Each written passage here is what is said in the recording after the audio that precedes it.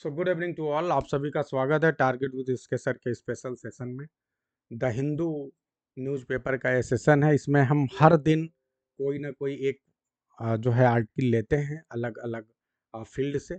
आज का जो आर्टिकल है ये अगर देखा जाए तो आप इसे पॉलिटिकल बोल सकते हैं, सोशल बोल सकते हैं, क्योंकि हम यहाँ पे जो अभी नया मुद्दा आया है कास्ट सेंसस का, ठीक है, यानी जनगणना किया जाना जाति के आधार पे। तो ये मुद्दा बहुत दिनों से चलाया जा रहा था, कांग्रेस इस पे बहुत दिनों से वो कर रही थी। फिर फाइनली जो है गवर्नमेंट ने इसको जो है अपनी तरफ से फाइनल कर दिया कि यस, अब जो है काउंटिंग कास्ट के आधार पे करवाई जाएगी। तो वही मुद्दा है और उस पे जो है ये काफ़ी आपको फ़ायदा भी होगा, क्योंकि ये इस तरह की चीज़ें जो समाज में चल रही हैं, अगर इससे रिलेटेड आप आर्टिकल को पढ़ते हैं तो आपको बहुत कुछ सीखने को भी मिलता है और एक जो करंट अफेयर की चीज़ें हैं उससे आप अपडेट रहते हैं। तो हमारी कोशिश ये है कि हम आपको ऐसे क्या मुद्दे चल रहे हैं अपने देश में, देश से बाहर विदेशों में, जैसे अभी अमेरिका ईरान इजराइल के बीच में जो ये युद्ध की स्थिति चल रही थी उससे रिलेटेड जो है हम चीज़ों को लेकर आए। तो अब हम आपको सिर्फ और सिर्फ वोकैबलरी ही नहीं सिखा रहे हैं। हमारी कोशिश ये है कि जो हमारी ये स्पेशल क्लास चल रही है, हम इसमें आपको देश, अपने देश की, विदेश की सारी खबरों को, जो मेन मेन खबरें हैं वो लेकर आएँ, ताकि आप जो देश विदेश में चीज़ें चल रही हैं उस पे एक अच्छी अंडरस्टैंडिंग भी बना सकें और साथ ही साथ अपनी वोकैबलरी भी बेहतर कर सकें। तो आप लोग तैयार रहें, सही है ना सब लोग, प्लान जो हमारा? तो आप लोग इसके लिए जो है खुद भी जुड़िए और ज़्यादा से ज़्यादा लोगों को जोड़िए। चलिए देखते हैं। Should the method of counting caste change? ठीक है, ये कर दिया गया है प्लान की अब जो है कास्ट सेंसस होगा। अब जो है ये प्रश्न पूछा जा रहा है, जो ये संपादक है के नारायणन उन्नी, तो ये प्रश्न पूछ रहे हैं कि क्या जो कास्ट चेंज का ये जो सेंसस आ रहा है कास्ट से रिलेटेड जो जनगणना की जाएगी, क्या इसके मेथड को परिवर्तित किए जाने की ज़रूरत है, क्या कुछ चेंज किए जाने की ज़रूरत है? तो इस पे ये प्रकाश डालता है, ठीक है, और इस पे ये पूरी बात रखते हैं। चलिए देखते हैं। What are two phases of census? ये शुरुआत में 2-3 क्वेश्चन है, क्वेश्चन से आपका आर्टिकल भी शुरू हो रहा है और अंदर भी आपको जो है शुरुआत में 2-3 क्वेश्चन ही मिल रहे हैं ताकि आप इस पूरे मुद्दे को अच्छे से समझ सकें। तो what are two phases of the census? ये पूछ रहे हैं कि सेंसस जब होता है, सेंसस का मतलब क्या होता है भाई? Unofficial count of population, population को काउंट करने के लिए जो ऑफिशियल तरीका अपनाया जाता है, ठीक है, उसी को हम बोलते हैं सेंसस या हिंदी में जनगणना बोलते हैं। तो ये कह रहे हैं कि जो सेंसस के 2 फेजेज होते हैं, फेजेज का मतलब समझते हैं आप, चरण, ठीक है, जो 2 चरण होते हैं वो कौन कौन से हैं? सबसे पहली बात, देखो ये छोटी छोटे वोकैबलरी होते हैं लेकिन बड़े काम के होते हैं। कई बार ऐसे भी लोग हैं जो सेंसस का मतलब तक नहीं जानते, क्योंकि आप इंग्लिश में पढ़े नहीं हैं, हिंदी में चीज़ें जो है आपको आती है। अब इंग्लिश में चीज़ आ गई, आप एक वर्ड नहीं जान पाए और उसी पे पूरा पूरा आपका पैसेज है, आप फंस गए। तो ये छोटी छोटी चीज़ें हैं, हम अपने आप को आपको इस लेवल पे लेकर चलना है कि चूंकि आदत हमारी हो चुकी कि हम ज़्यादातर चीज़ें हिंदी में सुनते हैं, हिंदी में बोलते हैं, तो इंग्लिश से हम बहुत ज़्यादा एक जो वेल वर्स्ड होना चाहिए वो नहीं हो पा रहे हैं। तो कोशिश हमारी यही है पैसेज के through. What are the 2 phases of the census? 2 step और चरण कौन कौन से हैं सेंसस के? वाई हैज कास्ट इनुमरेशन, बहुत प्यारा वर्ड है enumeration, been included in the upcoming census? बताइए भाई, इनुमरेशन का मतलब क्या होता है? Why has caste enumeration been included in upcoming census according to union government? Union का मतलब होता है सेंट्रल। तो सेंट्रल गवर्नमेंट के द्वारा, सेंट्रल गवर्नमेंट के अकॉर्डिंग जो है कास्ट इनुमरेशन, इनुमरेशन का मतलब होता है क्या? अब इंग्लिश में बताइए, ये तो हिंदी में मैं आपको समझाने के लिए बताता हूँ। Whenever you have to tell, you have to tell and tell in English only, ठीक है, you have to tell the synonymous words, okay. तो इनुमरेशन का मतलब होगा काउंटिंग, गणना।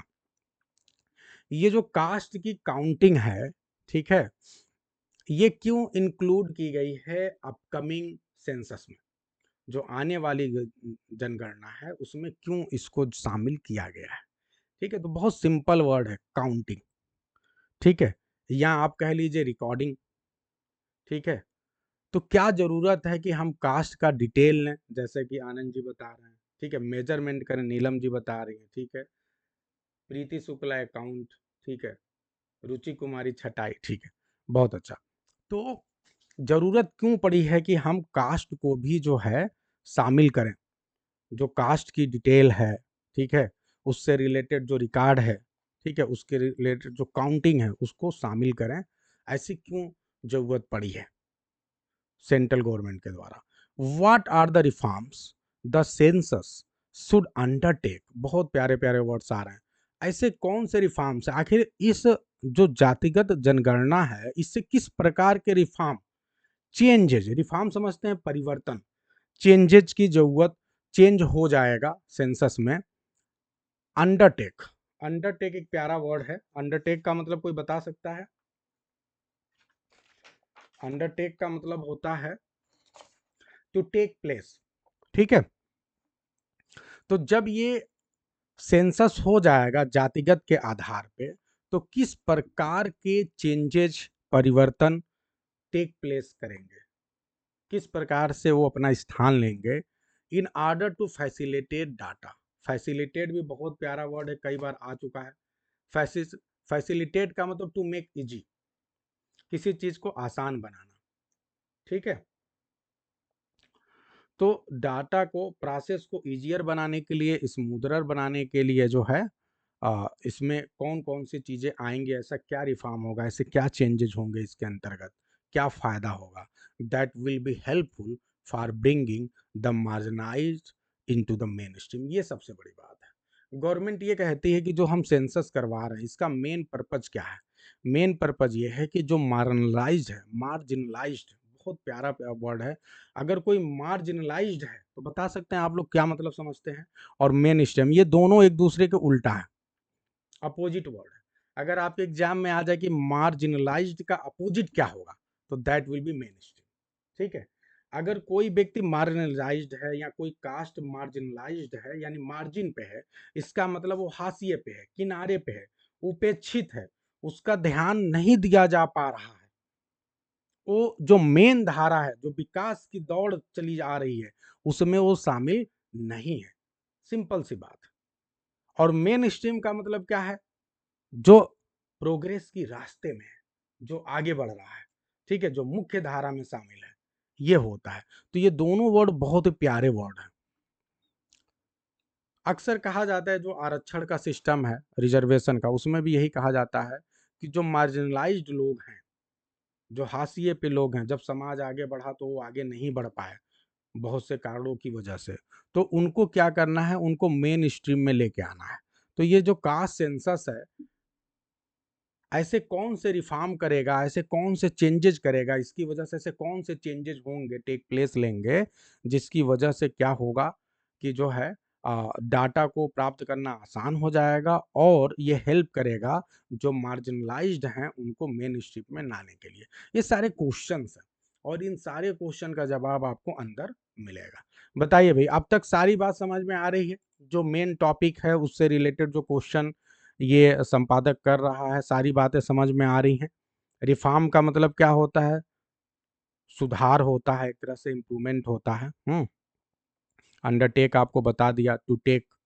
ठीक है, टू टेक ऑन। फैसिलिटेट बता दिया, to make a process easier और स्मूदर।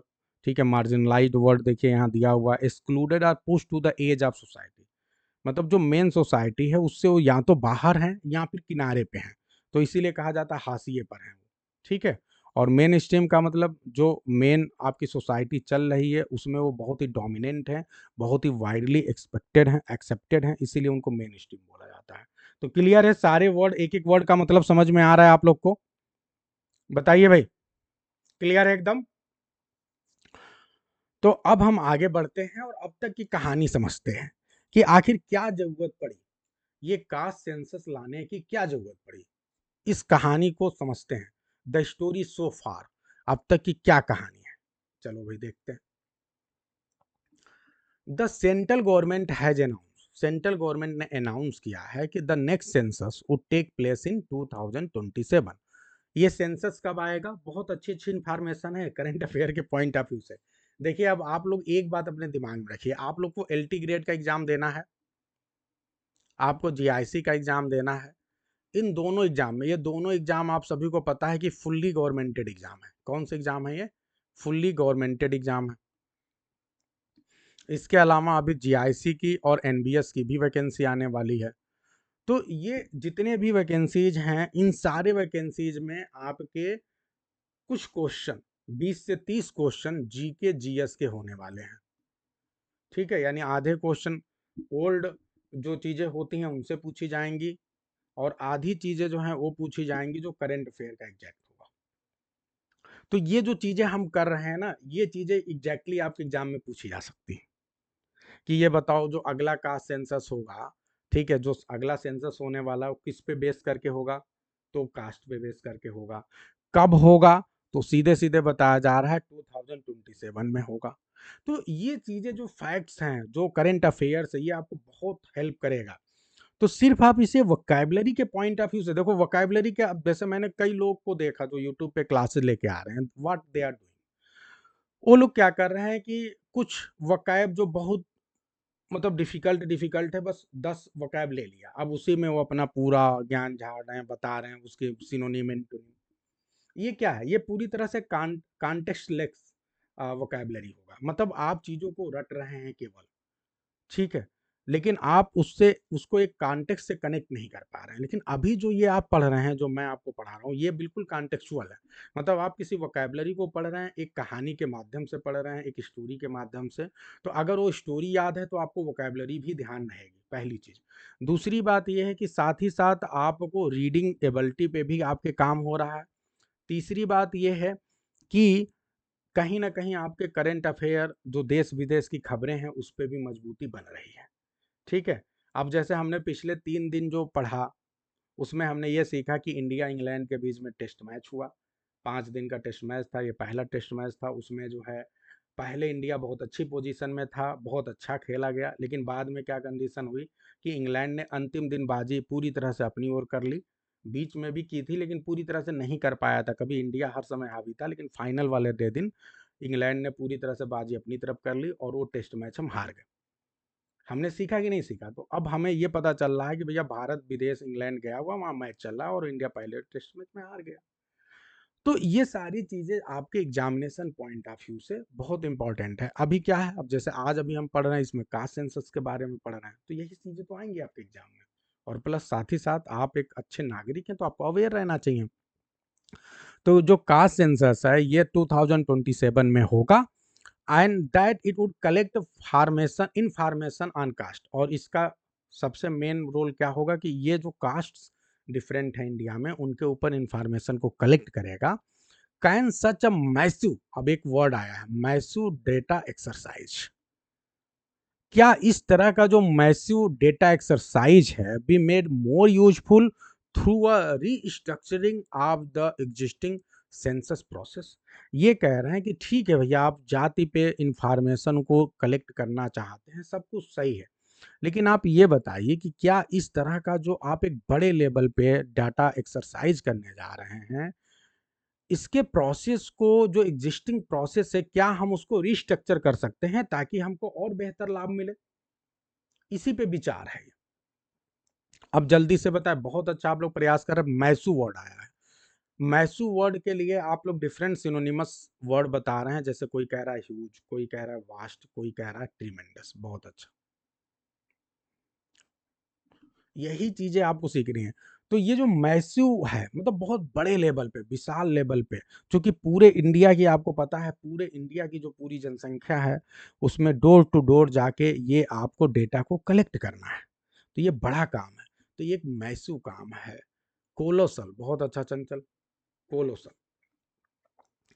तो रुचि, छाया, खुशजी, रु चंचल, नीलम, बहुत अच्छा आप लोग प्रयास कर रहे हैं भाई, लगे रहिए। एपिडेमिकल, ठीक है। तो ये जो मैसिव लेवल पे डेटा एक्सरसाइज है, डेटा एक्सरसाइज का मतलब आंकड़ों से जुड़ा हुआ काम। खुशबू, अच्छा, कि आप किसी के घर जाते हैं, बहुत बड़ा काम होता है। आपको पता है ना कि जो प्राइमरी के टीचर्स हैं बेचारे, इन्हीं को काम पे लगाया जाता है। ये लोगों के घर घर जाते हैं, डेटा इकट्ठा करते हैं, फिर गवर्नमेंट को भेजते हैं। तो ये बहुत बड़ा काम है, बहुत बड़े लेवल का एक्सरसाइज है, प्रयास है। ठीक है, यहाँ पे एक्सरसाइज का मतलब है प्रयास, और डेटा एक्सरसाइज का मतलब कि डेटा को कलेक्ट करने का प्रयास। ये बहुत बड़े लेवल का प्रयास है। इसे क्या और यूजफुल बना सकते हैं हम इस प्रक्रिया में, कुछ थोड़ा बहुत रिस्ट्रक्चर करके, चेंज करके। ठीक है। हम्म, ठीक है, रिस्ट्रक्चरिंग आपको पता ही चल गया है, पुनर्गठन या नए तरीके से ढांचा बनाना। एग्जिस्टिंग का मतलब जो पहले से मौजूद है। ठीक है, अब आगे बढ़ते हैं। देखिए कितना अच्छे से आप लोग करंट अफेयर की चीजों को पढ़ रहे हैं। How is the census conducted. अब एक अगला प्रश्न आया कि आपने ये देखा कि सेंसस कब होगा, पहले सेंसस की क्यों जरूरत है, अब सेंसस कब होगा। अब अगला प्रश्न ये है कि सेंसस को कंडक्ट कैसे किया जाता है, पूरी प्रक्रिया कब से कब तक होती है, कितना समय लगता है, कैसे काम किया जाता है, अब वो देखते हैं। तो कितना बढ़िया बढ़िया जानकारी आपको मिल रही है। चलिए भाई, the first phase of census. Census में वास्तव में दो फेज होते हैं, हम ऊपर पढ़ चुके हैं। अब हम दोनों फेज के बारे में जानेंगे। जो सबसे पहला वाला फेज होता है उसे हम कहते हैं house listing phase. House listing, अब ये हाउस लिस्टिंग क्या होता है, ये ऐसा फेज होता है, इसमें क्या होता है कि where all the residences are recorded, कि जितने भी रेजिडेंस हैं, ठीक है, जितने भी घर हैं, उनको रिकॉर्ड किया जाता है कि कितने मकान हैं हर गांव में, हर एरिया में। ठीक है, सबसे पहला तो ये काम होता है। तो would probably be conducted between April to September 2026। ये काम कब होगा, हाउस लिस्टिंग का काम कब होगा, मकानों की सूची बनाने का काम अप्रैल से सितंबर 2020 के बीच में होगा। तो जितने भी प्राइमरी में इस समय वर्क कर रहे हैं लोग, वो लोग सचेत हो जाएं, उनकी जिम्मेदारी लगाई जाएगी। अप्रैल से सितंबर के बीच में बहुत बड़े लेवल का काम है। फिर आगे बढ़ते हैं।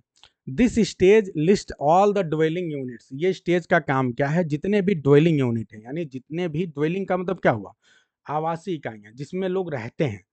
अब जिसमें रहते नहीं उसका तो कोई मतलब नहीं है, तो जिसमें लोग रहते हैं उसमें उनकी लिस्ट बनाई जाएगी, उन घरों की, पूरे देश के।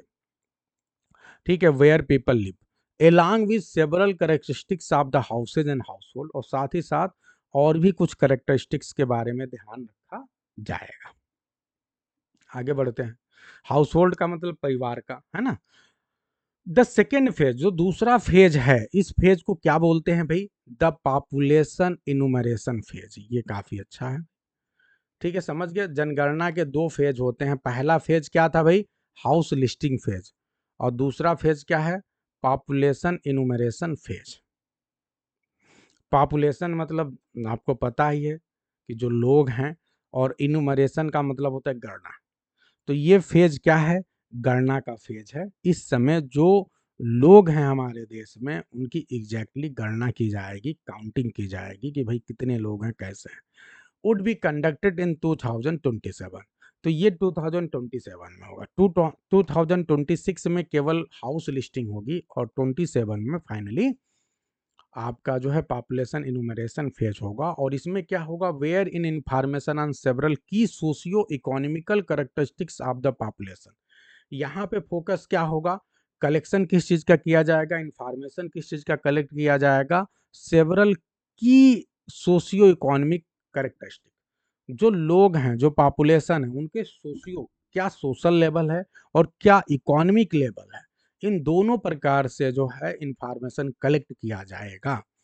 This is also the stage, और यही वो स्टेज है, एक तो सोशल इकोनॉमिक स्टेटस पता चल रहा है, और दूसरे नंबर पे यही वो स्टेज है, this is also the stage where caste would be recorded, जहां पे जात की गणना की जाएगी। I hope it is very clear to everyone, सभी को समझ में आ रहा है। तो इसी स्टेज पे जाति की भी गणना की जाएगी। अब आप लोग ईमानदारी से बताएगा, इनुमरेशन वर्ड कितना प्यारा वर्ड है, बार बार आ रहा है, और कई बार कुछ वर्ड इतने अच्छे होते हैं कि आपको पर्टिकुलर सिचुएशन में ही मिलता है, और ये जब आ जाता है तो वो घबरा जाते हैं, क्योंकि अभी तो हम आपको बता रहे हैं, लेकिन जब एग्जाम में आएगा तो आपको वहां ना तो डिक्शनरी मिलेगी ना कुछ, है ना।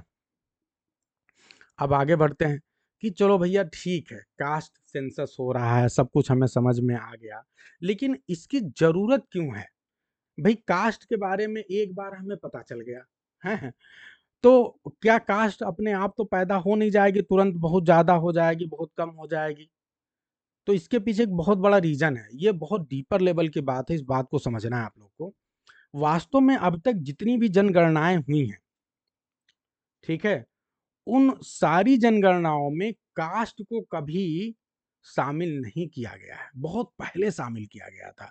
तो एक लंबा अरसा हो गया है, अब समय आ गया है कि एक बार फिर से उस चीज़ को चेक किया जाए, इंक्लूड किया जाए, ताकि हमें सही स्थिति पता चले। तो अब देखो वही चीज़ है कि why is caste being recorded, उसको बहुत अच्छे समझते हैं। The recording of an individual caste, किसी व्यक्ति विशेष के कास्ट को रिकॉर्ड करना यानी लेख में लेना, जानकारी में लेना, रिकॉर्ड में लेना, was last done in 1941 census. ये कब किया गया था? पिछली बार तब किया गया था जब देश आज़ाद भी नहीं हुआ था, जब हमारे देश की जनसंख्या बहुत कम थी, 1941 में तब किया गया था कास्ट सेंसस पहली बार। और उस समय भी जब कास्ट सेंसस किया गया था, however that data could not be processed due to economic constraint of the Second World War. लेकिन उस समय हमारे देश की कंडीशन उतनी अच्छी नहीं थी, हम खुद गुलाम थे, ठीक है? और सेकेंड वर्ल्ड वॉर उस समय ठीक होने वाला था, तो देश में पैसे की भी दिक्कत थी, हम दूसरे के हाथों में थे, तो वो डाटा उतना बढ़िया से हो नहीं पाया था, ठीक है? कुड नॉट बी प्रोसेस्ड, यानी बहुत अच्छे से रिकॉर्ड नहीं किया जा सका था, due to economic constant, economic constant की वजह से of the Second World War होने वाला था, तो उसकी वजह से जो है उस समय आप सभी को पता है सेकेंड वर्ल्ड वॉर कब हुआ था? 1939।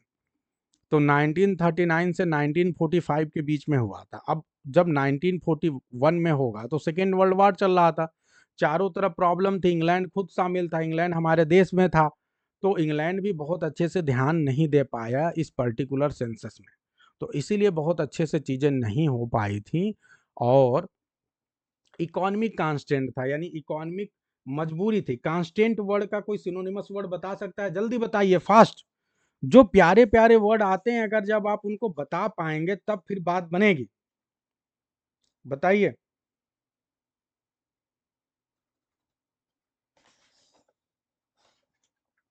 तो कांस्टेंट का मतलब क्या होता है? डेप्थ। बहुत अच्छा जी। और कोई बताएगा?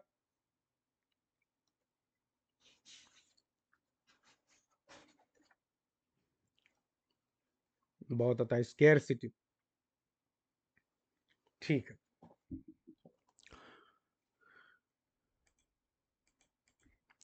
तो इस वजह से बहुत अच्छे से चीज़ें नहीं हो पाई थी। ठीक है? दस इफेक्टिवली, अगर इफेक्टिवली बात किया जाए कि कब अच्छे से हुआ था, the last census to be provide data on caste has been the 1931 census. अगर वास्तव में देखा जाए जो सही तरीके से कास्ट का हमें डाटा मिला था वो 1931 का था, उस समय अच्छे से हो पाया था। अब सोचो 1931 में हुआ, तो अभी चल रहा है 2025, लगभग 100 साल के आसपास होने वाला है। तो इसीलिए कह रहे हैं कि that has become too outdated. अब ये डाटा क्या हो जाएगा? बहुत अच्छा जी। जो एग्जैक्ट वर्ड है वो है रिस्ट्रिक्शन, प्रोहिबिशन। बहुत अच्छा, इसके पहले नीलम ने भी बताया है। तो उस समय जो इकोनॉमिक आपके ऊपर प्रोहिबिशन था, रिस्ट्रिक्शन था, ठीक है?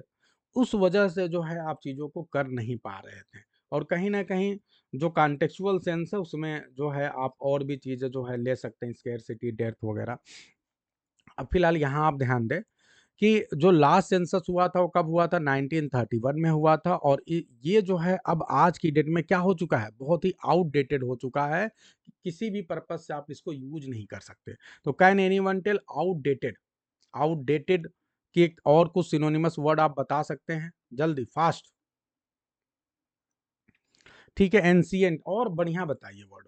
खुशबू, ठीक है, एंशिएंट सही है। ऑब्सोलीट, बहुत अच्छा, obsolete. Out of fashion, old. Obsolete, ठीक है। खुशबू जी, प्रेमलता, रुचि, दिव्या, छाया, अनामिका ओल्ड फैशन, ठीक है। रागिनी ऑब्सोलीट, अंजलि आर्केइक, बहुत अच्छा जी। प्रीति सिंह आउट और, ठीक है। प्रेमलता, अच्छा ओग, ठीक है। ओल्ड फैशन आर्केक, बहुत अच्छा जी। तो बहुत अच्छा आप लोग प्रयास कर रहे हैं। ये छोटे-छोटे वर्ड्स हैं, लेकिन आप लोगों को मैं बार-बार बता दूँ कि एग्ज़ाम में बहुत आते हैं। आप लोगों को पता है बहुत बार आउटडेटेड से रिलेटेड जो आपने जितने सिनोनिमस वर्ड बताए, जैसे ऑब्सोलीट हो गया, आर्केइक हो गया, ये सब आ चुका है। ठीक है? तो ये आते रहते हैं, इसलिए छोटी-छोटी चीज़ें, हमारा रिवीजन भी चल रहा है, हम आगे भी बढ़ रहे हैं। अब आगे देखते हैं भाई। Prime minister Narendra Modi is reported to have said, क्या बात है! रिपोर्टेड टू हैव सेड यानी पहले ही कहा है इस बात को। ये इन्फिनिटिव परफेक्ट इन्फिनिटिव है, देख लो। आप कहते हैं परफेक्ट इन्फिनिटिव का यूज कैसे कर रहे हैं, कहाँ कर रहे हैं, तो इस तरह की चीज़ों को आप देखते हैं तो पता चलता है। नॉर्मली जब हम आप सेंटेंसेस लिखते हैं तो परफेक्ट इन्फिनिटिव का यूज नहीं करते। अब देखो ये परफेक्ट इन्फिनिटिव का यूज हुआ है कि जब कोई बात पहले ही कह दी गई हो, तो वही बात अभी जैसे ये प्रेजेंट में बात चल रही है कि ऐसा Narendra Modi ji, prime minister Narendra Modi ji report is reported, उनके बारे में रिपोर्ट किया जा रहा है कि उन्होंने ऐसा कहा था। यानी अभी ये प्रेजेंट में ही हो रहा है, इसके पहले ये बात कही जा चुकी है। ठीक है, इसीलिए टू हैव सेड, देख रहे हैं? तो बहुत बढ़िया परफेक्ट इन्फिनिटिव का प्रयोग किया गया है। तो prime minister Narendra Modi is reported to have said that caste enumeration, फिर से आ गया भाई, जातिगत जनगणना as part of census is a step the government is taking to bring the marginalized and those left behind in every field into the mainstream। ये बात पहले हमने बता दिया कि जो मार्जिनलाइज्ड हैं या जो किसी कारणवश किसी भी फील्ड में छूट गए हैं, मेन स्ट्रीम में नहीं आ पाए, उनको मेन स्ट्रीम में लाना है भैया। However, given the limitation of the census as a method of data collection, ये तय है कि देखो भाई, कोई भी सेंसस का जो डेटा कलेक्शन का मेथड है उसकी कुछ लिमिटेशन है ना? तो उस लिमिटेशन को तो भाई दूर करना पड़ेगा, as well as the design of the census questionnaire. Questionnaire एक बहुत प्यारा वर्ड है, कोई बताएगा क्वेश्चनेयर का मतलब क्या समझते हैं आप? क्वेश्चनेयर का मतलब होता है प्रश्नावली, बीएड में यूज किया जाता है, अन्य भी जगहों पे। जब भी आप किसी प्रकार के डेटा कलेक्ट करते हैं या किसी प्रकार का राय जानना चाहते हैं, तो आप क्वेश्चनेयर का इस्तेमाल करते हैं।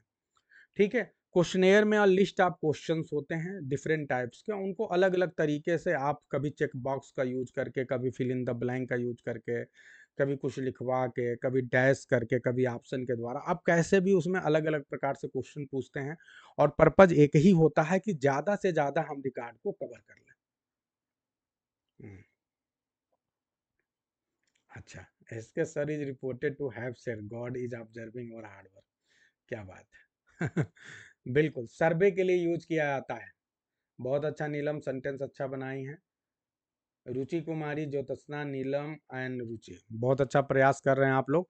तो जो है सर्वे के लिए क्वेश्चनेयर का यूज किया जाता है। अब उसकी कुछ लिमिटेशन है। अब ये लिमिटेशन की वजह से इस बात का डाउट है, इट इज डाउटफुल, ये डाउटफुल है कि whether this objective can be fulfilled और नॉट।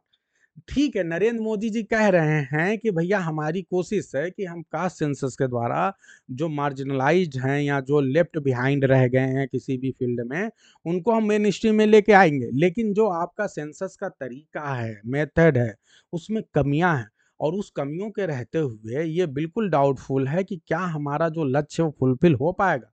क्योंकि अगर गणना ही सही तरीके से नहीं हो पाई, जो हमें जवाब चाहिए वही हमें नहीं मिल पाया, तब तो प्रयास ही निरर्थक हो जाएगा।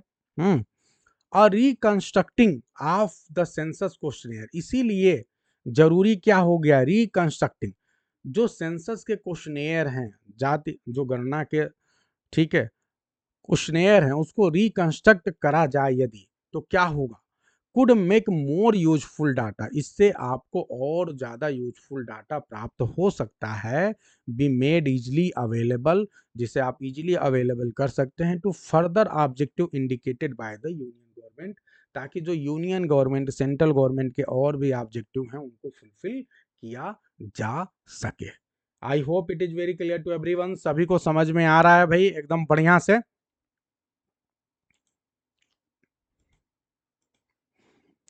चलिए जी,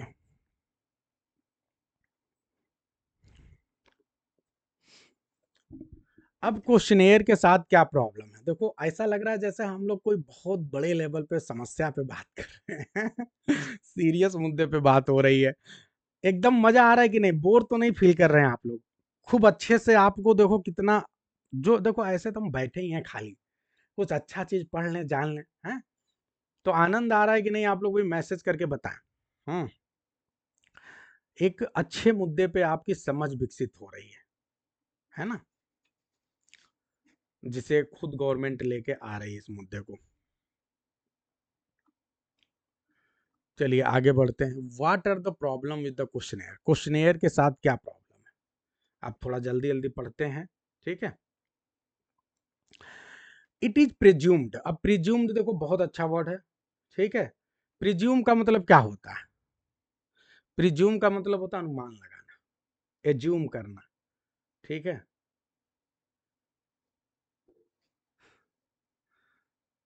अच्छा,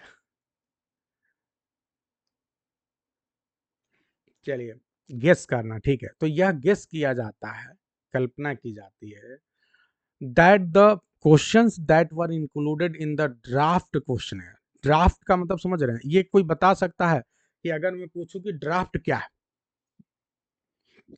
बहुत अच्छा रागिनी, सरमाइज, दिव्याग्निहोत्री, कंजेक्चर।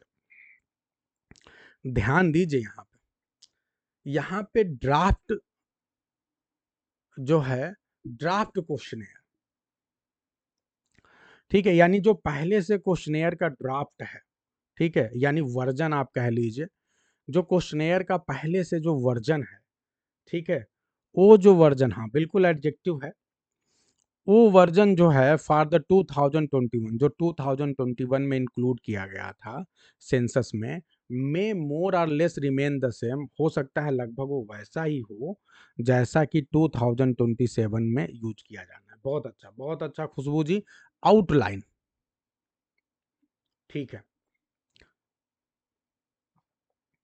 ठीक है, ड्रॉ, ठीक है। इन द 2021 ड्राफ्ट, जो 2021 का ड्राफ्ट था उसमें क्या था? The question on caste was restricted. जो कास्ट पे क्वेश्चन था ना, उसको रिस्ट्रिक्ट किया गया, उसको शामिल नहीं किया गया था।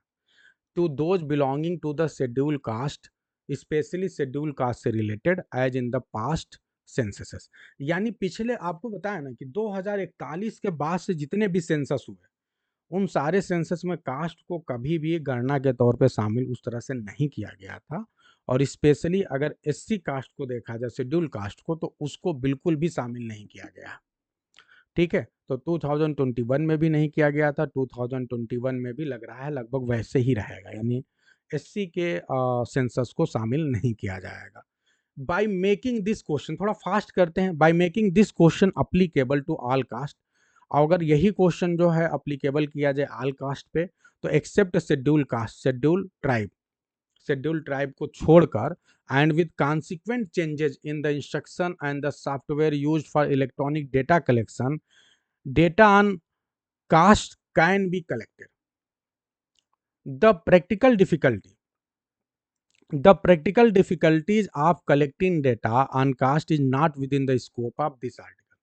ये कह रहे हैं कि जो ये आर्टिकल की बात हो रही, बहुत अच्छा जी, अपने मन से जो है अनामिका बता रही कि सर जो यहाँ पे कॉन्सिक्वेंट की बात हो रही है, कॉन्सिक्वेंट का मतलब परिणाम स्वरूप, एज अ रिजल्ट, ठीक है, जो चेंजेस। तो अब यहाँ ध्यान दें कि ठीक है, ये डेटा कलेक्ट किया जाएगा, ठीक है? जब डेटा कलेक्ट किया जाएगा तो उस कलेक्शन के दौरान जो है बहुत से प्रैक्टिकल प्रॉब्लम है उस आर्टिकल में, इस आर्टिकल के स्कोप से बाहर है।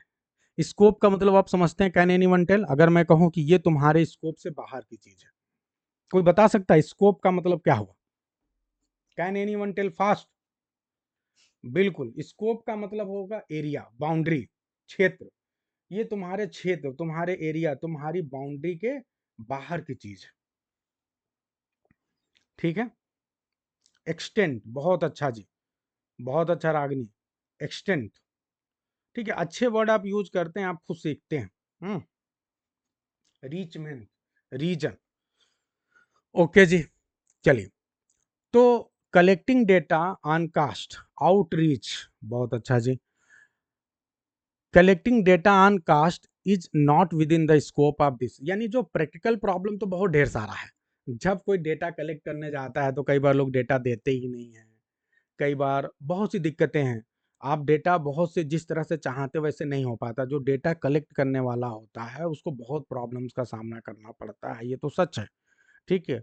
और कई बार वो लोग भी प्रॉब्लम जिम्मेदारी को सही से नहीं निभाते हैं। तो प्रैक्टिकल प्रॉब्लम तो अलग है जो फील्ड में होगी, जो और ऊपर और दूसरी प्रॉब्लम है उस पे यहाँ पे बात की जा रही है।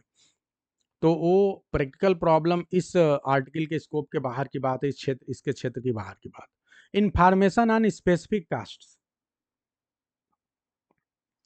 गांव वाला भगा देते हैं अच्छा सोच लेना। Information on specific caste can be ascertain, बहुत अच्छा वर्ड आया असर्टेन। कोई बताएगा असर्टेन का मतलब क्या होगा? जो स्पेसिफिक कास्ट है उनके ऊपर इंफॉर्मेशन असर्टेन किया जा सकता है थ्रू, किन किन तरीकों से आप इंफॉर्मेशन को असर्टेन कर सकते हैं, कैसे कैसे भाई? Through literacy educational level, literacy और एजुकेशनल लेवल के आधार पे। एज एट मैरिज, मैरिज के समय क्या एज थी इसके आधार पे। मतलब ये सब तरीके हैं भाई। आपके हाई स्कूल का मार्कशीट मिल गया, इसके आधार पे आपका हमें पता चल पाएगा कि आप किस कास्ट के हैं, ठीक है। आप जो है किस समय आपकी मैरिज हुई, तो जो मैरिज सर्टिफिकेट होता है उसके आधार पे आपका कास्ट हमें पता चल पाएगा, ठीक है। मदर टंग आपका क्या है, या अदर लैंग्वेज आप कौन से जानते हैं। Status of the individual as the main worker, main worker के रूप में किसी व्यक्ति की उस घर में क्या स्टेटस है। मार्जिनल वर्कर या नॉन वर्कर के रूप में क्या उसका रोल है। सीकिंग अवेलेबल फॉर वर्क, वो व्यक्ति जो है क्या अवेलेबल फॉर वर्क है, क्या वो वर्क करना चाहता है या अभी वर्क की तलाश में है, ठीक है। Broad classification of industry occupation of the worker, जो वर्कर हैं उनके उनका बड़े लेवल पे क्लासिफिकेशन करना कि वो इंडस्ट्री में कर रहा है या किस प्रकार का जो है ऑक्यूपेशन को कर रहा है, इंडस्ट्री में काम कर रहे हैं किस प्रकार के ऑक्यूपेशन को कर रहा है। उसका प्लेस ऑफ बर्थ क्या है, प्रीवियस रेजिडेंस क्या रहा है, और उसका जो चाइल्ड बर्थ है उससे रिलेटेड या कितने साल तक वो जिया है उससे रिलेटेड डेटा को कलेक्ट करना। तो ये सारी चीज़ों के द्वारा आप असर्टेन कर सकते हैं क्या, इंफॉर्मेशन अबाउट स्पेसिफिक कास्ट। बहुत अच्छा जी। अब आप लोग के जरा मैं देखूं क्या क्या जवाब आपने दिया है। तो डिस्कवर, वेरीफाई, डिस्कवर, अच्छा ये लगातार फाइंड आउट, अनामिका से शुरू हुआ find out, Svetlana define, Anamika discover, Preeti Shukla verify, discover, Neelam detect, ठीक है, सर्च, श्वेतलाना जज करना, Anamika determine, figure out, make out. बहुत अच्छा। तो कुछ वर्ड्स बहुत अच्छे हैं जैसे figure out, make out, determine, detect. तो आप इसके आधार पे डिटरमाइन कर पाएंगे, ठीक है, फिगर आउट कर पाएंगे, मेक आउट कर पाएंगे, यानी क्लियरली बता पाएंगे, ठीक है, स्पेसिफिक कास्ट के बारे में जो इंफॉर्मेशन है, ठीक है, सामने रख पाएंगे, ठीक है। चलिए बहुत अच्छा जी, आगे बढ़ते हैं।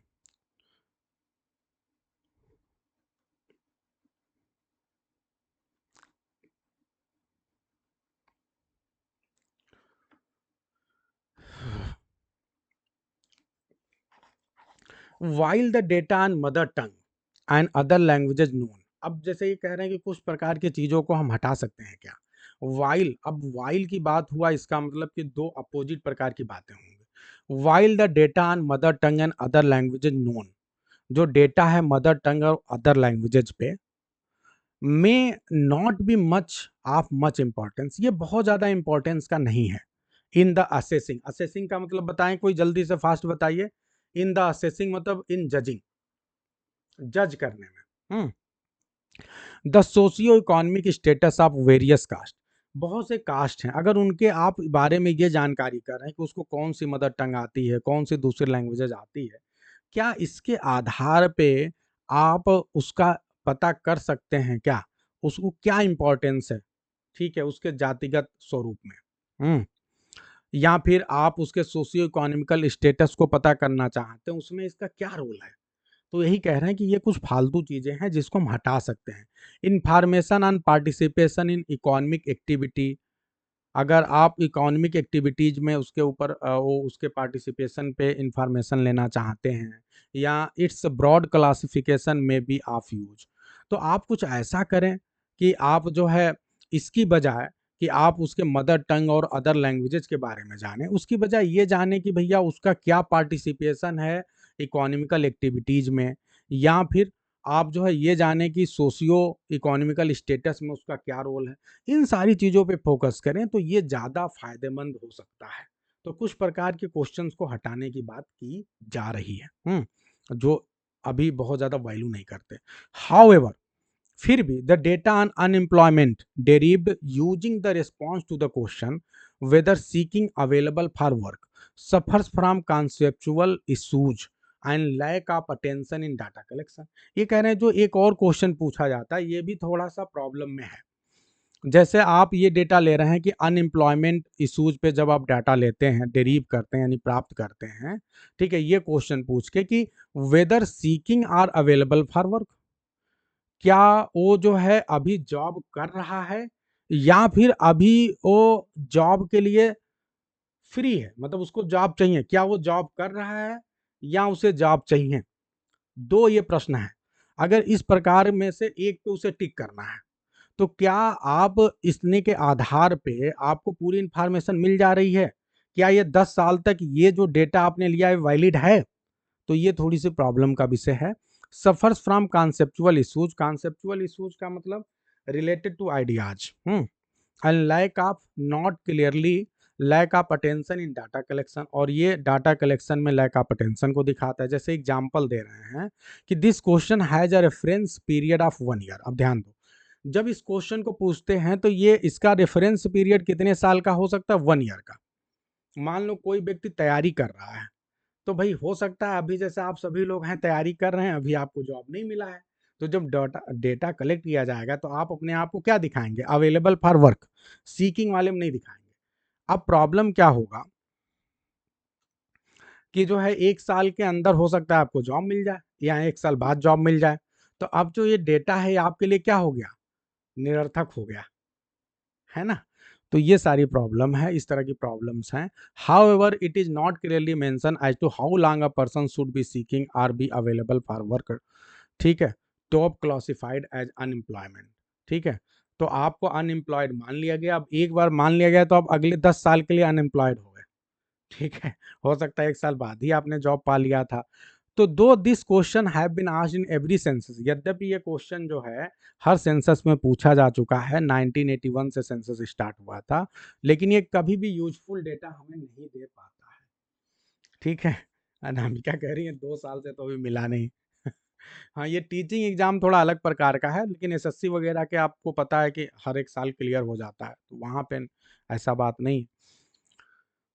अब आप लोग बताएं भाई, यहाँ तक एकदम क्लियर है। अब एक मेरा प्रश्न है आप सभी से, बहुत सिंपल प्रश्न, देखते हैं कौन बता रहा है। जल्दी से आप लोग मुझे बताइए कि पहली बार सेंसस कब किया गया था, फर्स्ट सेंसस जो है वास्तव में कब किया गया था।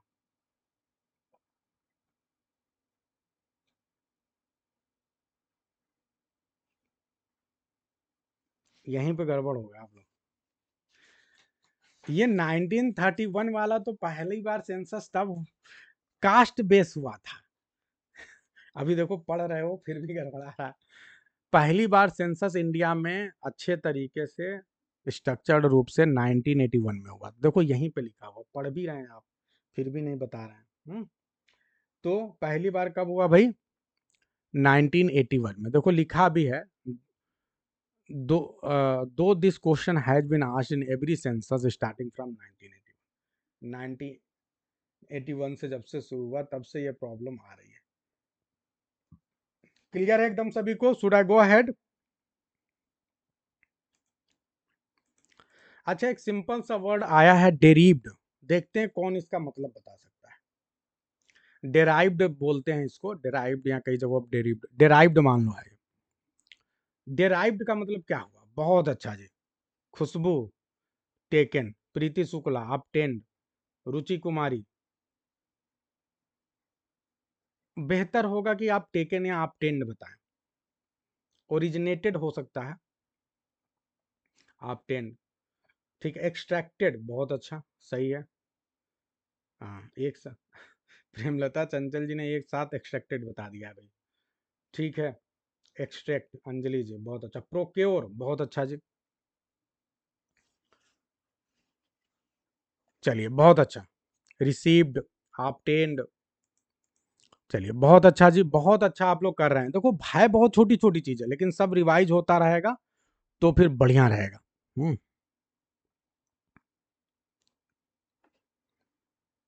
चलिए आगे बढ़ते हैं।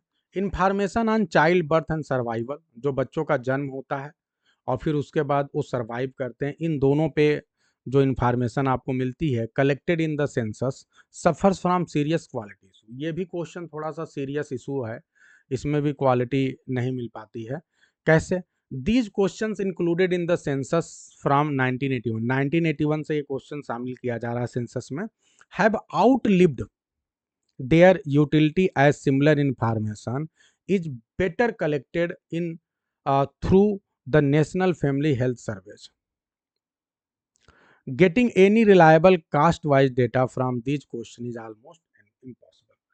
ये कह रहे हैं कि जो कोई बच्चा पैदा हुआ है, बच्चा पैदा होता है, उसका जन्म दर, जन्म है, फिर सर्वाइवल है, इसके आधार पे जो डेटा प्राप्त किया जाता है वहाँ भी इशू है। और ये जो डेटा है ये 1981 से इस प्रकार के डेटा को प्राप्त किया जा रहा है। तो बताइए, एक थोड़ा-सा मुझे फिर एक वहाँ पे बहुत प्यारा वर्ड है, कोई बताएगा? आउटलिव। आउटलिव का मतलब क्या हुआ? आउटलिव बताइए, अगर कोई आउटलिव हो रहा है,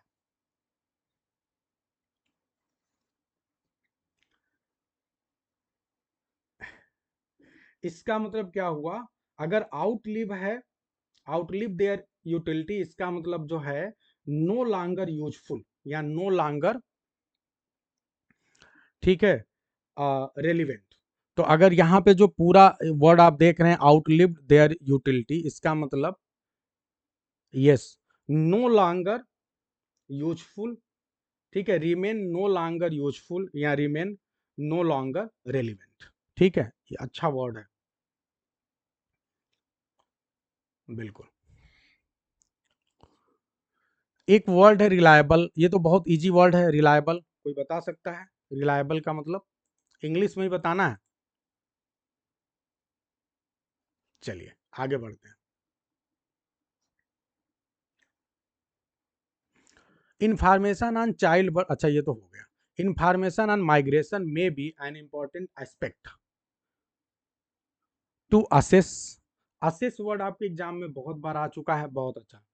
रिलायबल का मतलब trustworthy, believable, authentic, well found, truthful, authentic, validated, genuine, credible. बहुत अच्छा, बहुत अच्छा जी। तो इन्फॉर्मेशन जो माइग्रेशन पे कलेक्ट की गई है, ठीक है, may be an important aspect, ये एक इम्पॉर्टेंट एस्पेक्ट हो सकता है टू असेस, टू जज whether people of certain caste are more prone to migration. ये काफी इंपॉर्टेंट कह रहे हैं कि ये वाला जो इंफॉर्मेशन है जो माइग्रेशन से रिलेटेड है, ये काफी इंपॉर्टेंट साबित हो सकता है। ठीक है, एक इंपॉर्टेंट पहलू साबित हो सकता है। अब यहाँ पे ध्यान दें कि दीज को,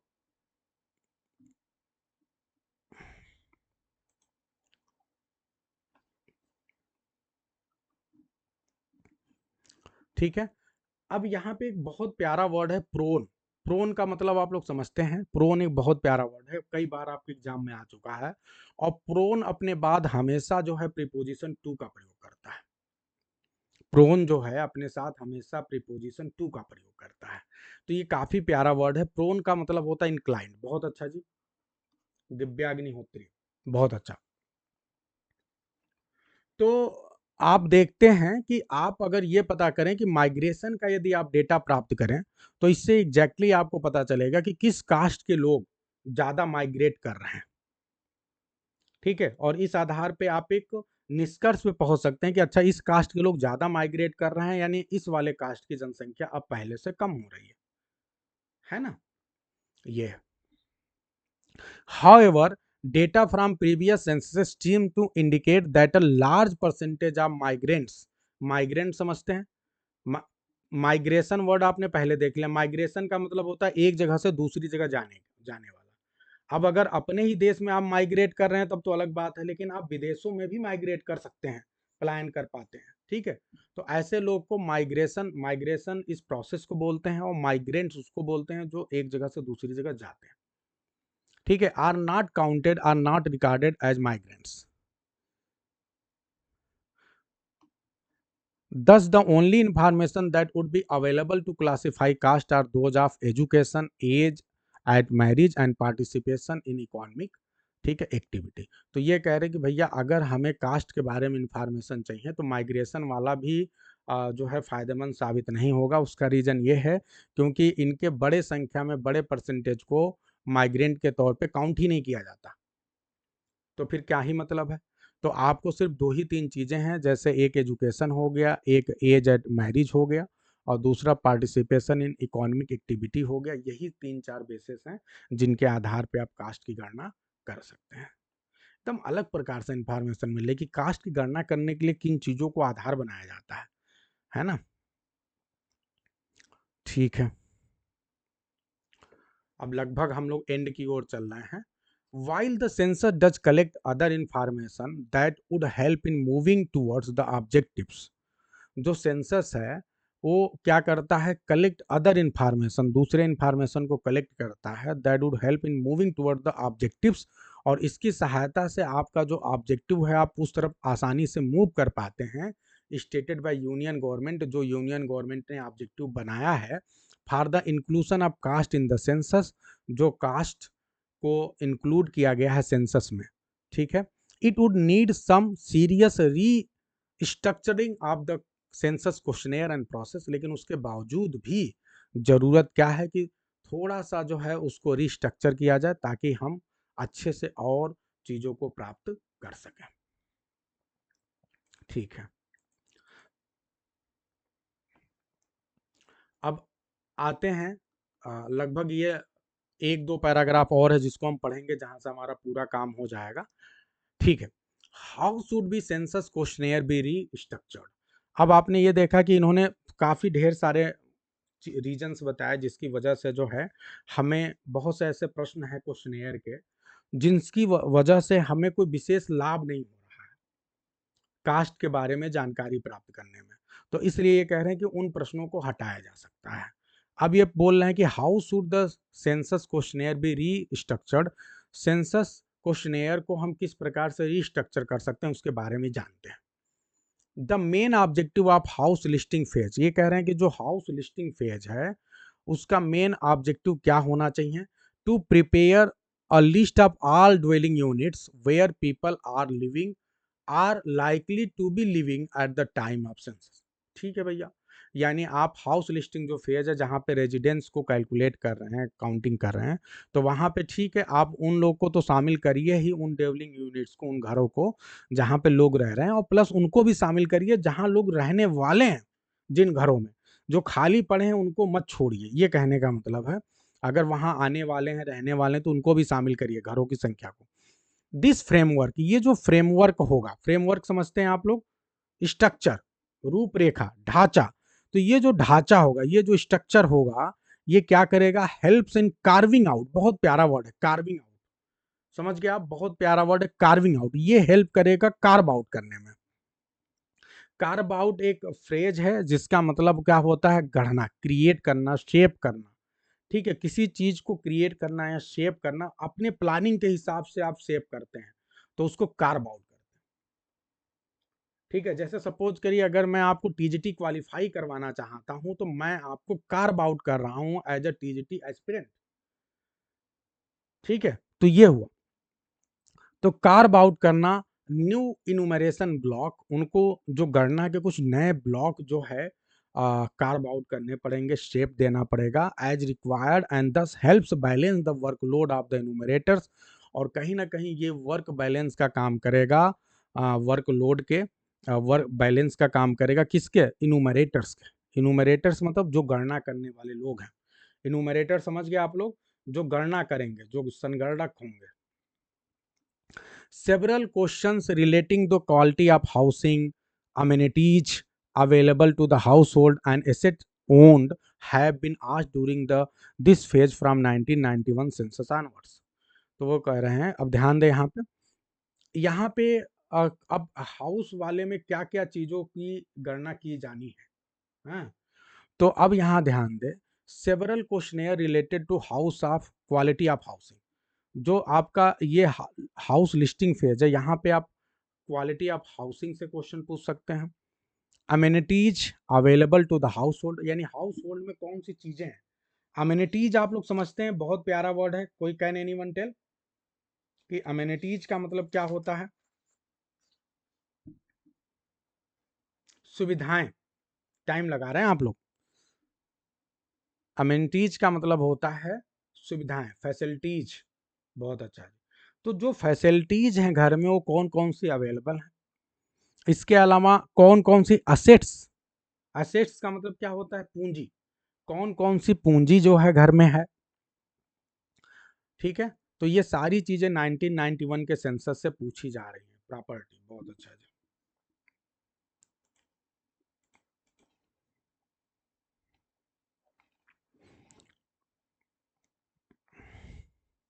आगे बढ़ते हैं। However, in 1981 सेंसस, जो 1981 का सेंसस हुआ था, these questions were in the household schedule canvassed। फिर प्यारा वर्ड आ गया, canvassed during the second phase of census, that is the population enumeration phase। अब बताइए, 90 मतलब ये बोला जा रहा है कि जो क्वेश्चन पूछा गया था ये 1991 से पूछा गया था, लेकिन ऐसा नहीं है। 1981 में जो पहला सेंसस हुआ था वहां भी जो सेकेंड फेज हुआ था वहां पे भी ये सारी चीजें पूछ ली गई थी। तो ऐसी कोई बात नहीं है, यानी आप कह सकते हैं कि 1981 में भी सेकेंड फेज में ये चीज शामिल कर लिया गया था, तो कोई दिक्कत है नहीं। अब यहाँ पे एक वर्ड आया है, हाउस होल्ड स्केड्यूल। ये हाउस होल्ड स्केड्यूल का मतलब क्या हुआ? स्केड्यूल का मतलब फिर क्या हुआ? क्वेश्चनेयर। तो जब हाउस होल्ड से रिलेटेड जब प्रश्नों की तैयारी की जा रही थी, प्रश्नावली कह लीजिए, क्वेश्चनेयर या क्वेश्चंस, तो उसमें इन सारे क्वेश्चन को शामिल कर लिया गया था। और कैनवास एक बहुत अच्छा वर्ड है, अगर आप बता पाए तो बहुत अच्छा लगेगा मुझे। कैनवास का मतलब एक होता है ढकना किसी चीज को, और कैनवास का दूसरा मतलब, कैनवास का मतलब कवर करना हो सकता है।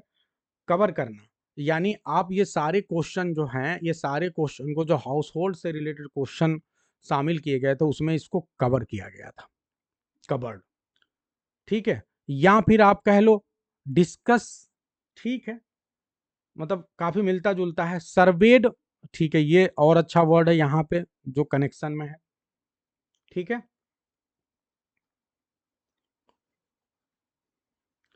कलेक्टेड, कलेक्टेड, ठीक है। और फिर उसके अलावा जो है आप शॉर्ट वर्ड भी बोल सकते हैं, ठीक है। तो ये प्यारा वर्ड है कैनवास्ट, ठीक है।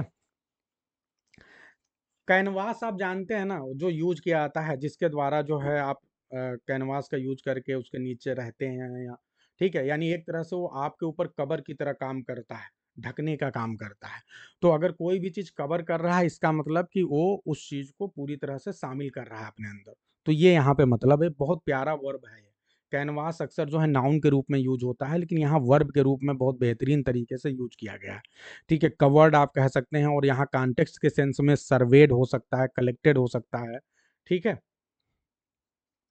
जैसे अगर मैं कहूं कि कैनवास पे आप जो है वर्ब पे एक सेंटेंस बनाओ, तो कोई बना सकता है। आप ये कह सकते हैं कि all our queries were canvassed by sir, यानी हमारे जितने भी क्वेरीज थे वो सर के द्वारा कैनवास्ट कर दिए गए। इसका मतलब वो कवर कर लिए गए, ठीक है, शामिल कर लिए गए, ये मतलब। एक सेकंड, हेलो, हाँ क्लास ले रहे हैं। आ गए हैं क्या आप? बस एक मिनट रुकिए।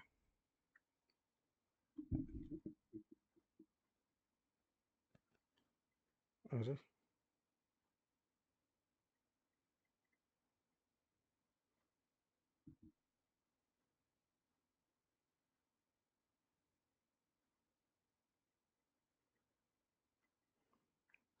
आवाज जा रही है मेरी आप सभी को? I am audible?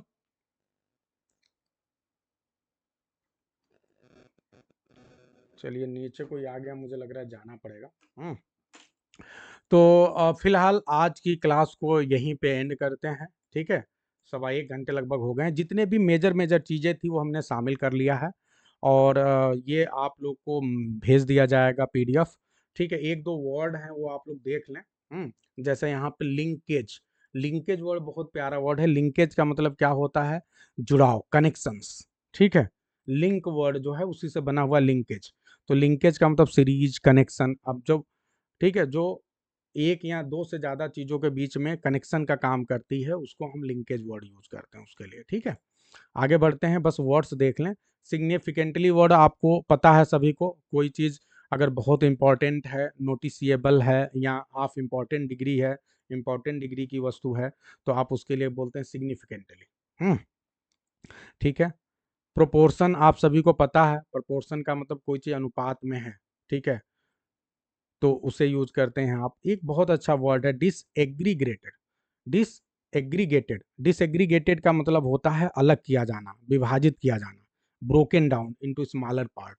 तो ये अच्छा वर्ड है। एग्रीगेट, एग्रीगेट का मतलब क्या होता है? मिला के, सारी चीज़ों, कई चीज़ों को मिला के जोड़ा जाए। और डिसएग्रीगेट का मतलब क्या हुआ? उसे अलग-अलग कर दिया जाए। बहुत ही प्यारा वर्ड है डिसएग्रीगेटेड। ठीक है? तो ये बहुत ही प्यारा वर्ड है। डिस्पैरिटी, डिस्पैरिटी का मतलब आप सभी को पता है, असमानता। डिस्पैरिटी का मतलब असमानता। ठीक है? तो ये बहुत बढ़िया। एक वर्ड है लीनर। लीनर का मतलब क्या हुआ? कोई चीज़ को अगर आप लीनर कर दे रहे हैं, इसका मतलब उसे आप हल्का कर दे रहे हैं। ठीक है? भारी भरकम से कम कर दें। जैसे क्वेश्चनेयर पहले बहुत ज़्यादा था, तो इनका कहना है कि इतने प्रश्न मत पूछो, उतने ही प्रश्न पूछो जो ज़रूरी है। अगर आपका क्वेश्चनेयर लीनर रहेगा तो आपको अच्छे इन्फॉर्मेशन मिलेंगे और जिसको इन्फॉर्मेशन देना है वो भी सटीक इन्फॉर्मेशन देगा, इससे फ़ायदा होगा। ठीक है? ड्रॉपिंग का मतलब होता है छोड़ना। एक बहुत प्यारा वर्ड है रिडंडेंट। ये बहुत ही प्यारा वर्ड है। रिडंडेंट का मतलब क्या होता है? No longer necessary, no longer useful. ठीक है? वर्थलेस। तो ये बहुत प्यारा वर्ड है। आज ये समझ लो आज का सबसे बेहतरीन वर्ड है रिडंडेंट। ठीक है? इसे ध्यान रखिएगा। अननेसेसरी बहुत बार आपके एग्जाम में आ चुका है। ठीक है? Superfluous, not important, unnecessary. ठीक है, बहुत अच्छा जी। एआईडी, आइड का मतलब होता है टू हेल्प, सहायता करना। ये भी बहुत प्यारा वर्ड है। ठीक है? थ्रो अप, अगर किसी चीज को आप थ्रो अप कर रहे हैं, इसका मतलब आप उसको अचानक प्रोड्यूस कर रहे हैं या रिवील कर रहे हैं। किसी चीज को अचानक, थ्रो अप का मतलब टू प्रोड्यूस एनीथिंग अनएक्सपेक्टेडली। ठीक है?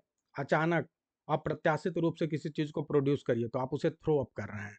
ठीक है? यूज्ड बियॉन्ड, जब किसी चीज को एक सीमा से ज्यादा यूज कर दिया जाए तो इसका मतलब यूज्ड बियॉन्ड। बियॉन्ड मैंने बताया था आपको, बियॉन्ड का मतलब तो सीमा से परे, लिमिट से परे। ठीक है? तो ये है। और सबसे लार्ज लीनर पहले भी हो चुका है। तो इसी के साथ आज की क्लास खत्म होती है और आप सभी को बहुत ढेर सारे वर्ड्स मिले हैं, साथ ही साथ एक बेहतरीन आर्टिकल भी आपको पढ़ने को मिला है। कैसा लगा आप सभी को? प्लीज आप लोग ग्रुप में भी, जो द हिंदू का ग्रुप है वहां भी आप अपने मैसेज को डाला करें और सेम वही मैसेज आपको जो है यूट्यूब पे कॉपी करके पेस्ट करना है। I am clear to everyone? तो प्लीज आप लोग अगर कोई चीज अच्छी लग रही है तो उसे जरूर बताएं। बहुत मेहनत के साथ ये आ रही है। 4 घंटे लगते हैं एक आपको आर्टिकल को बढ़िया से बनाने में। इतने ढेर सारे वर्ड्स, इतने ढेर सारी चीज़ें आपके सामने लेकर आई जाती हैं। तो आप इसे बहुत अच्छे से आप टेलीग्राम पे भी अपने मैसेज को लिखें और साथ ही साथ यूट्यूब पे भी डालें। तो ये हमारे लिए मोटिवेशन का यही काम करेगा। सभी को bye bye, good luck for the examination. पढ़ते रहें आप लोग और बहुत जल्दी आप लोग को जो है हम एक शेड्यूल शेयर करेंगे जिससे आपको आगे के कॉन्फिडेंस बूस्टर टेस्ट के बारे में पता चलेगा।